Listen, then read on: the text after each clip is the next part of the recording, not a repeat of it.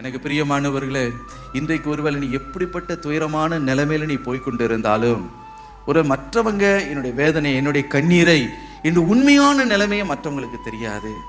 ஆலயத்துக்கு வரும்போது நல்ல ட்ரெஸ் பண்ணிட்டு நீ வரலாம், ஆனா உன்னுடைய வாழ்க்கையில நீ அனுதினமும் அந்த ரங்கத்துல சந்திக்கிற ஒவ்வொரு போராட்டம், ஒவ்வொரு வேதனை மற்றவர்களுக்கு தெரியாது. உன்னுடைய வாழ்க்கையில நீ சந்திக்கிற தனிப்பட்ட போராட்டங்கள், பண நெருக்கடி, பிரச்சனைகள், நோய்கள், குடும்ப பிரச்சனைகளுடைய வேதனைகள் வெளியில ஒருவேளை தெரியாமல் இருக்கலாம். இன்றைக்கு ஐயோ எனக்கு எதிர்காலமே இல்லையே, எனக்கு நம்பிக்கையே இல்லை என்ற ஒரு நிலைமையில நீ நடந்து போய் கொண்டிருக்கலாம்.